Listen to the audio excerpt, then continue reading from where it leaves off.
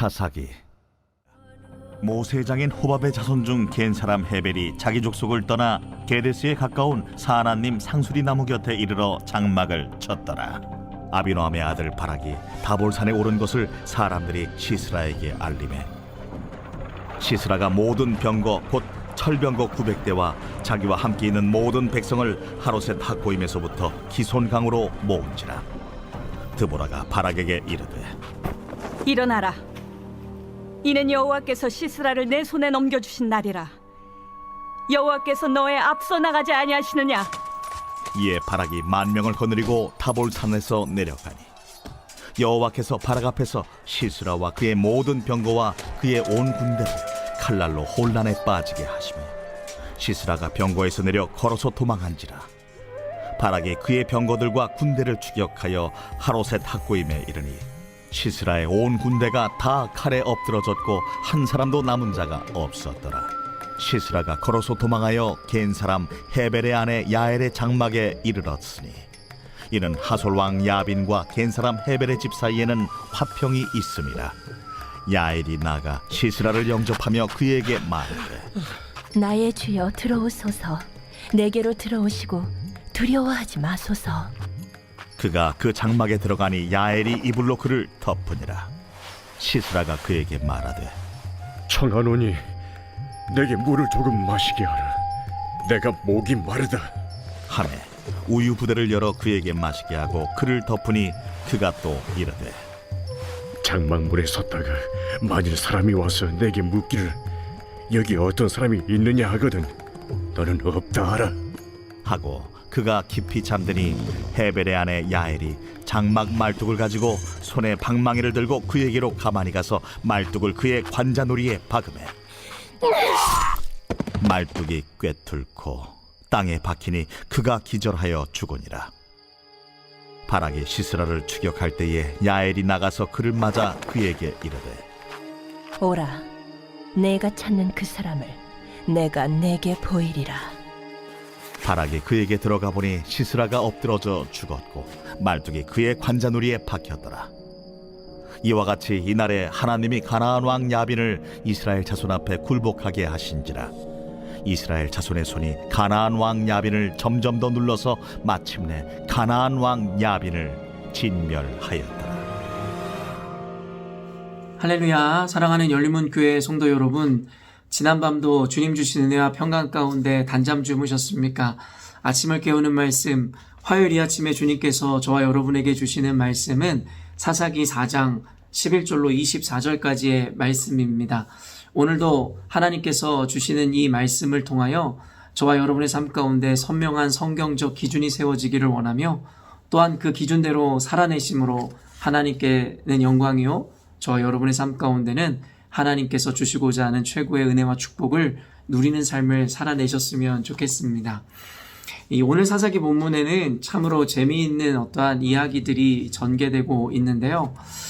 사사기서를 읽다 보면 사실은 우리의 궁금증을 자아낼 만한 어떤 본문의 내용들이 참으로 많이 있습니다.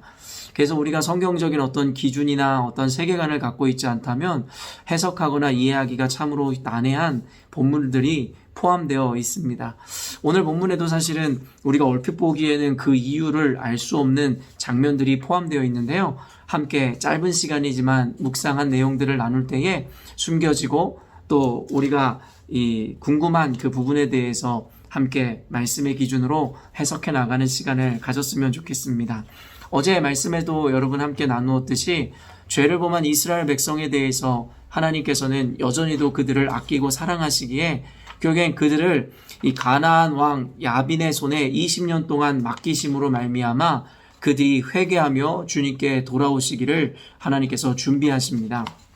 결국엔 20년의 그 학대받는 기간은 그 당시의 모습으로 보면 이스라엘 백성에겐 저주와 같을지 모르겠으나 우리가 잘 아는 바와 같이 하나님께서는 그 고난을 통하여 이스라엘 백성들을 겸손케 하시고 또한 그들의 죄를 자복케 하심으로 말미암아 하나님께서 그들의 하나님이심으로 나타나기를 원하셨습니다. 결국에는 이 가나안 땅 야빈의 손에서 이스라엘 백성을 구원하기 위해서 하나님께서는 이 여선지자 드보라를 사사로 세우심으로 말미암아 이 가나안 왕 야빈의 손에서부터 이스라엘 백성을 구원하시기를 작정하십니다. 그래서 이 여선지자 드보라는 결국에는 이 군대 장관인 바락을 내세워서 야빈 왕의 군대 장관인 시스라의 군대를 격퇴시키기로 작정하십니다. 그래서 오늘 본문에는 바로 그 야빈 왕의 군대 장관인 시스라가 이스라엘 백성들을 또 공격하기 위해서 군대와 철병거를 이끌고 이스라엘 백성에게 나오는 장면을 그리고 있는데요. 우리 함께 말씀을 좀 보면요. 이 13절 말씀입니다. 시스라가 모든 병거 곧 철병거 900대와 자기와 함께 있는 모든 백성을 하로셋 탁고임에서부터 기송강으로 모은지라. 결국에는 시스라가 대군을 이끌고 이스라엘의 목전에 와 있음을 우리는 보게 됩니다. 그리고 드보라는 바락에게 명하여 너는 1만 명의 이 군대를 가지고 시스라의 군대를 맞서 싸우라 이야기합니다. 사실은 10,000명이라고 하면 굉장히 많은 숫자라고 생각할 수 있겠지만 사실은 시스라의 군대에 비하면 결국 아무것도 아닌 숫자임을 우리가 발견할 수도 있습니다. 정확하게 시스라의 군대가 몇이었는지에 대해서 나오지 않지만 결국엔 우리가 비교할 수 없는 전력이라는 것을 볼 수 있는 것이 바로 철병거 900대라는 것입니다. 이 철병거 900대, 우리가 철병거가 어떤 모양일까 상상하기가 쉽지 않지만 그저 간단한 이해를 돕기 위해서 결국엔 탱크와 결국엔 보병과의 싸움이라고 생각하시면 될 것 같습니다. 탱크가 900대가 있고요. 결국에는 보병이 있는 것이 10,000명이 있는 것이에요. 여러분, 이 철병거가 얼마나 무시무시한 것이었냐면 얼마 전에 우리가 함께 아침을 깨우는 말씀에서 보았지만 유다 이 족속이 결국엔 가나안 땅을 정복할 때에 이 산에 있는 이 족속들은 다 몰아냈지만 골짜기 족속들은 몰아내지 못하였다 합니다. 그리고 그 이유에 대해서 그 골짜기 이 사람들은 철병거를 보유했기 때문이라고 이야기합니다. 결국엔 그들이 이 산에 있는 지역에 있는 자들을 몰아냈지만 골짜기 주민을 몰아내지 못했던 것은 바로 그 철병거의 존재가 두려웠기 때문이라고 성경은 분명히 이야기하고 있는 것이죠. 그런데 그 철병거의 숫자가 900대나 된다라는 것입니다. 아무리 사람이 많이 달려들어도 탱크 한 대 함락시키기가 부수기가 어렵다라는 것을 우리는 상식적으로도 알 수 있을 것이에요. 그러니까 여기서 이야기하는 것은 무엇이냐면 드보라가 보낸 바락의 군대 10,000명은 결국에는 이 철병거 900대를 가지고 있는 그들의 대군 앞에서는 결국에는 아무것도 아닌 존재였다라고 우리는 생각하면 될 것 같다라는 것이죠. 당연히 바락과 이스라엘 백성들은 두려웠을 것입니다. 근데 드보라가 바락과 이스라엘 군대에게 어떻게 사기를 증진시키냐면 14절을 봅시다. 드보라가 바락에게 이르되 일어나라, 이는 여호와께서 시스라를 내 손에 넘겨주신 날이라. 여호와께서 너의 앞에 나가지 아니하시느냐 하는지라. 이에 바락이 10,000명을 거느리고 디볼산에서 내려가니. 결국에는 드보라가 바락에게 사기를 충전시키는 그 근거가 무엇이었습니까? 바로 여호와께서 너의 앞에 나가 대신 싸워주시겠다라는 말이었습니다. 여러분, 우리가 세상을 살아갈 때에 그리스도인들이 능히 이겨내고 승리할 수 있는 근거는 교회가 그리스도인들이 세상보다 힘이 세거나 능력이 있기 때문이 아님을 알아야 합니다. 그리스도인이라 이야기하면서도 우리는 눈에 보여지는 상황이나 환경에 얼마나 우리가 쉽게 굴복하는지를 우리는 보게 됩니다. 이스라엘 백성의 역사 안에서도 그와 같은 일들은 계속 반복되는데요. 그들이 여호와 하나님을 의지하고 믿고 나아갔을 때 그들은 백전백승하였습니다.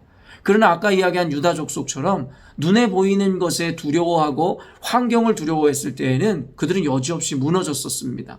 이는 베드로의 어떤 믿음을 보면서도 우리는 쉽게 캐치할 수 있는 부분인데요.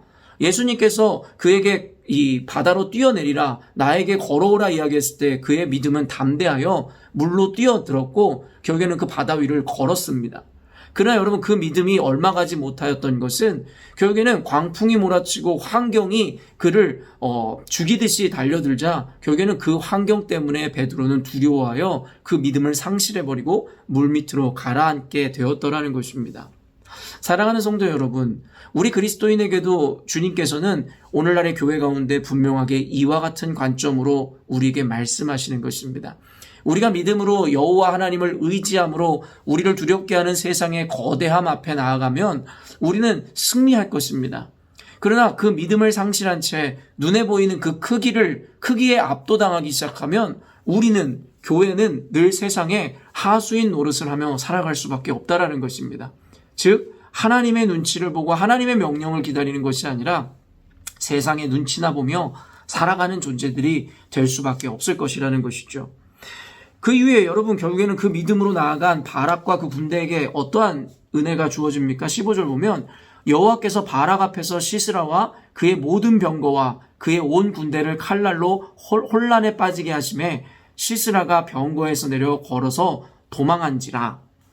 여러분, 그 다음에 16절에 바락이 그의 병거들과 군대를 추격하여 하로셋 학고임에 이르니 시스라의 온 군대가 다 칼에 엎드러졌고 한 사람도 남은 자가 없었더라.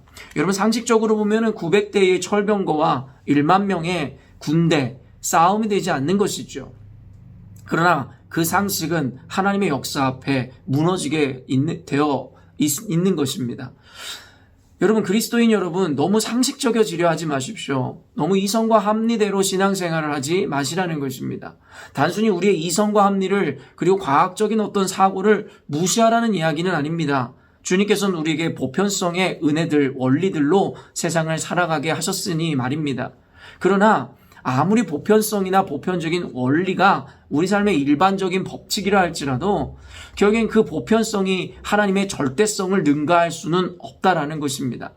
하나님을 믿는 믿음 안에 살아갈 때에 우리 삶에 주어진 상식이나 보편성마저도 하나님의 능력 앞에 무너짐을 우리는 분명히 알아야 한다라는 것이에요. 상식으로 보면 900대의 철병거와 1만 명의 이스라엘 군대는 싸움이 되지 않는 결국엔 상황이었지만 하나님을 믿는 믿음으로 그 비상식과 비논리 가운데로 나아갈 때에 하나님께서는 결국에는 여러분 상식적이지 않은 방법으로 그 시스라의 군대에 혼란에 빠지게 하더라는 것입니다. 이게 바로 하나님의 기적이고 역사라는 것입니다. 오늘날의 그리스도인들이 이와 같은 하나님의 역사를 경험하기 위해서는 그 믿음에 의한 도전과 신뢰가 있어야 한다는 것입니다. 그때 주님께서는 비상식적인 방식, 어쩌면 보편성을 깨는 방법으로 우리 삶 가운데 기적이라는 것을 나타내시더라는 것입니다. 사랑하는 열린문교회 성도 여러분, 저와 여러분이 모두 이와 같은 믿음을 통하여 하나님의 기적을 경험하는 오늘이 되었으면 좋겠습니다. 세상의 상식에 굴복하지 마시고 하나님을 믿는 믿음으로 하나님의 기준을 붙잡고 나아갈 때에 저와 여러분의 삶 가운데 우리를 두렵게 하는 모든 것을 뒤엎어버릴 만한 하나님의 능력이 그때 시작되는 줄로 믿습니다. 그로 말미암아서 결국에는 그 거대한 군대인 시스라의 군대를 바락의 군대, 이스라엘 군대가 무너뜨리게 되었다라는 것이에요. 근데 그 이후에 더 재밌는 장면이 펼쳐지게 되는데요. 17절 보니 시스라가 걸어서 도망하여 겐 사람 헤벨의 아내 야엘의 장막에 이르렀으니 이는 하솔 왕 야빈과 겐 사람 헤벨의 집 사이에는 화평이 있습니다. 결국에는 이제 등장하는 주인공이 바로 헤벨의 아내 야엘입니다. 근데 참 재밌게도 여인을 등장시킵니다. 여인이라는 존재는 고대 사회에 굉장히 힘이 약하고 사실은 그 가치 자체가 높이 평가되지 않는 존재임을 우리는 너무나 잘 알고 있습니다. 오늘 본문에는 여러 가지 너무나 많은 숨어있는 은혜와 의미들이 있는데요. 하나님께서는 결국에는 시스라, 바로 야빈의 군대 장관인 시스라를 죽음에 이르게 하는 것이 어떤 남정네의 손이 아니라 그 당시에 무가치하게 여겨지기도 하고 결국엔 힘이 없는 상징적 존재인 여성의 손에 의해서 결국에는 그 군대 장관을 죽음으로 이끌게 되는데요. 사실은 오늘 본문에 이미 이와 같은 일들이 일어나는 것에 대해서 복선이 깔려 있는데 맨 위에 11절을 보십시오. 모세의 장인 호밥의 자손 중 겐 사람 헤벨이 자기 족속을 떠나 게데스에 가까운 사하나님 상수리 나무 곁에 이르러 장막을 쳤더라. 결국에는 헤벨이 갑자기 등장하게 되는 거예요. 오늘 내용이랑 뭔가 부자연스럽고 연결될 것 같지 않은 갑자기 복선이 깔리는데요. 말 그대로 이제 헤벨의 아내 야엘을 등장시키기 위한 복선이었음을 보여주더라는 것이죠. 결국에는 시스라가 이 야엘의 장막으로 도망했던 헤벨의 지역으로 도망했던 이유에 대해서 이야기하는데 바로 가나안 왕 야빈과 그리고 겐 사람 헤벨의 집 사이에 조약이 있었다라는 거예요. 화평이 있었다라는 것이죠. 어떻게 보면 불가침 조약 같은 것이 있었던 모양입니다. 그러니까 결국엔 자신을 보호해 줄 것이라고 생각하고 그곳으로 피했던 것이죠. 아니나 다를까 야엘이 나가서 그 시스라를 영접하여 자기 장막에 들이고 결국에 그를 재워주고 먹여줍니다. 그러면서 시스라가 오늘 본문에 쭉 이야기하는 것이 무엇이냐면 내가 자는 동안 너는 장막문에 서 있다가 만일 사람이 와서 내게 묻기를 여기에 어떤 사람이 있느냐 하면 없다 하라 하고 명령하며 결국에는 깊은 잠에 빠지게 되더라는 것이에요. 근데 어떤 일이 일어납니까? 믿는 도끼에 발등이 찍힌다는 말처럼 21절 보면 그가 깊이 잠드니 헤벨의 아내 야엘이 장막 말뚝을 가지고 손에 방망이를 들고 그에게로 가만히 가서 말뚝을 그의 관자놀이에 박음에 말뚝이 꿰뚫고 땅에 박히니 그가 기절하여 죽으니라. 여러분, 대국의 군대 장관의 죽음이 이처럼 초라하게 되었습니다. 힘없는 여성의 손에 의해서 격에 죽임을 당하게 되는 수치스럽고 비참한 죽음을 당하게 되죠. 격엔 성경에서의 여성의 손에 의해서 군대 장관의 죽음을 그리고 있는 것은 바로 하나님을 대적한 자의 죽음이 이와 같이 비참하며 결국에는 힘을 의지했던 자들이 결국에는 가장 연약한 여인네의 손에 죽임을 당할 수 있다는 것을 경고함으로 결국에는 하나님을 대적하는 자들의 말로가 어떠한지에 대해서 결국엔 자신의 힘을 의지한 자들의 말로가 어떠한지에 대해서 극대화하여 우리에게 보여주고자 하였습니다. 근데 우리가 또 한 가지 눈여겨보아야 할 것은 그 여성인 야엘이 어찌 저렇게 담대하게 시스라를 죽일 수 있었냐라는 것입니다. 여러분, 특별히 그 여인네가 사용했었던 그 도구가 바로 말뚝과 방망이였거든요. 결국에는 여러분, 여인이 어떻게 말뚝과 방망이로 그 군대 장관을 죽일 생각을 했을까요? 당시에 여러분 유목사회였는데 그들이 장막을 칠 때마다 여인들도 남편을 도와 장막 치는 일을 했어야만 했습니다. 그렇기 때문에 이 여인도 평소에 말뚝을 박아본 솜씨가 있었을 것이라는 거죠. 결국에는 그 솜씨를 동원하여 그 시스라 군대 장관을 죽일 수가 있었다라는 것이에요. 근데 학자들마다 이 야엘이 왜 시스라를 죽였을까라는 궁금증을 가지고 그것에 대해서 분석하는데요.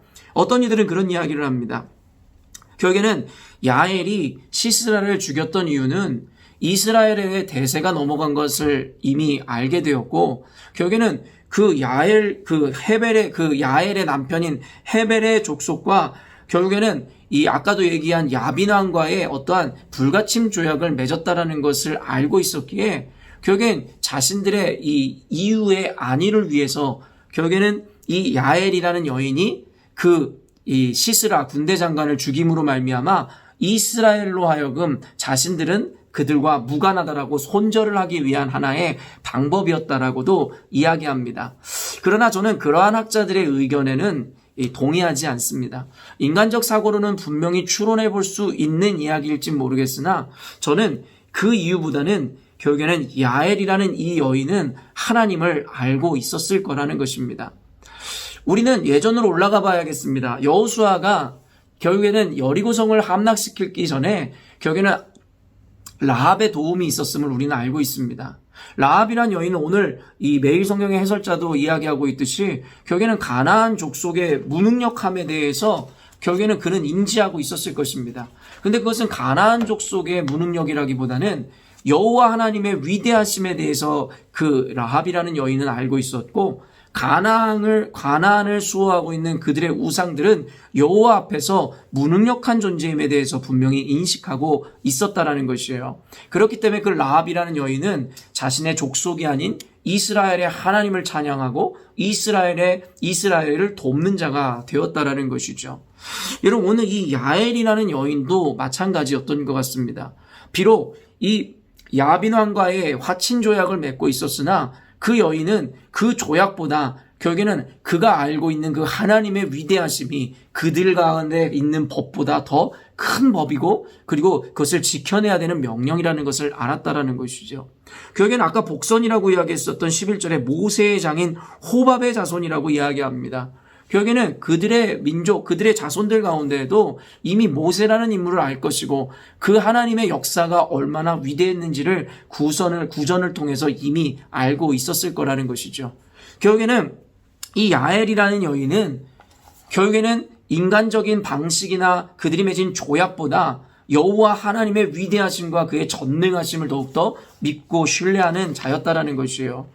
그도 그럴 것, 그것에 대한 증거로 결국엔 이후에 나중에 나누겠지만 5장에 보면 결국에는 하나님께서 이 야엘이라는 이 여인을 높여주는 것을 우리는 보게 되더라는 것이죠.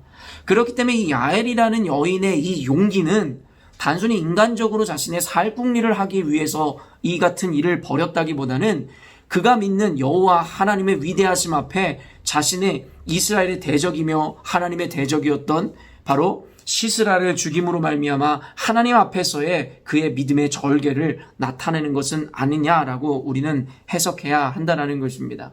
결국엔 이 이후에 시스라, 군대 장관 시스라의 죽음은 결국에는 가나안 왕이었던 야빈의 패망으로 이어지고 결국엔 이스라엘 백성을 괴롭혔던 가나안 왕 야빈은 완전히 몰락하게 되었다라는 장면을 오늘 본문이 그리고 있다라는 것이죠. 여러분 오늘 본문을 짧게 나누었지만 여러분 어떤 은혜, 어떠한 이 감동을 받습니까? 저는 어떻게 해서든 하나님께서는 승리하신다라는 그 승리 공식을 보게 됩니다. 아무리 불리하고 그리고 눈에 보이는 것은 너무나 거대해 보인다 할지라도 결국엔 그 뒤에 있는 여호와 하나님의 능 앞에는 세상의 그 어떤 힘과 거대 조직도 아무것도 아님을 보게 되었습니다. 결국에는 하나님께서 또한 하나님의 대적을 무너뜨리는 데 있어서는 결국에는 세상에서 조롱받고 세상에서 천대받는 존재, 어떻게 보면 아무것도 아닌 가치로 여겨지는 일을 통해서도 결국에는 그 세상의 거대 조직이 무너질 수 있음을 보게 됩니다. 여성의 힘에 의해서 전국엔 거대국의 군대 장관이 죽임을 당하게 되어지는 이 장면은 오늘날의 그리스도인, 거대한 세상과 맞서는 우리에게 큰 용기와 믿음의 격려와 도전을 주는 본문이 아닐 수가 없습니다. 사실 오늘 본문에 대해서 더 많이 주해하고 주석하고 강해했으면 좋겠다라는 마음이 제 마음 가운데 너무 많이 드는 이 오늘의 말씀이었습니다. 언젠가 오늘의 본문으로 더 자세히 그 하나님의 역사를 여러분과 함께 나누며 설교하는 시간이 있을 것입니다. 아무튼 오늘 이 야엘이라는 여인의 그 용기 그리고 하나님의 역사, 그 위대한 승리 여러분에게 어떤 은혜로 남을지 모르겠습니다. 오늘 본문을 통해서 큰 도전과 용기를 얻어 거대한 세상을 살아갈 때에도 타협없는 믿음으로 그리스도의 승리를 외치는 저와 여러분의 삶이 되었으면 좋겠습니다. 함께 기도하겠습니다. 사랑하는 하나님, 오늘도 주시는 말씀을 통하여 위대한 하나님의 승리를 보게 됩니다. 하나님, 그리스도인으로서 오늘날의 세상을 살아간다는 것이 얼마나 어려운지에 대해서 우리 모두가 알고 있습니다. 때로는 우리는 예수 믿는 것을 숨기는 비겁한 모습으로 세상을 살아갈 때도 있습니다. 그러나 오늘 본문을 통해 위로와 용기와 도전을 얻습니다. 세상이라는 거대한 산 앞에 결국에는 하나님을 믿는 믿음과 신뢰로 나아갈 때에 결국에는 우리의 상식과 논리가 아닌 하나님의 방법으로 기적으로 하나님의 역사로 승리케 하심을 보게 됩니다. 오늘도 사랑하는 우리 열린문교회 성도들로 하여금 이 믿음과 용기를 마음속에 새기게 하여 주시고 결국엔 주님 주시는 능과 은혜로 승리하는 삶을 살게 하여 주옵소서. 다시 한번 우리로 하여금 이 말씀 붙잡고 결코 타협 없는 삶을 살아가게 하여 주시고 하나님의 법 앞에 세상의 법보다 하나님의 법을 더 두려워하고 경외하는 우리가 되게 하여 주옵소서. 그와 같은 하나님의 백성들, 하나님의 자녀들의 삶을 지키시고 인도하실 주님을 찬양하오며 거룩하신 예수님의 이름으로 기도합니다. 아멘. 사랑하는 열린문교회 성도 여러분, 오늘도 주님 주시는 귀한 하루를 맞이하였습니다. 오늘도 세상을 살아갈 때에 위대하신 하나님, 여러분을 붙들고 계시는 주님의 손을 의지함으로 말미암아 세상 앞에서 타협 없이 살아가시길 원하고 그 가운데서 능히 승리하는 삶을 사셨으면 좋겠습니다. 아침을 깨우는 말씀은 내일 아침에 또 만나도록 하겠습니다.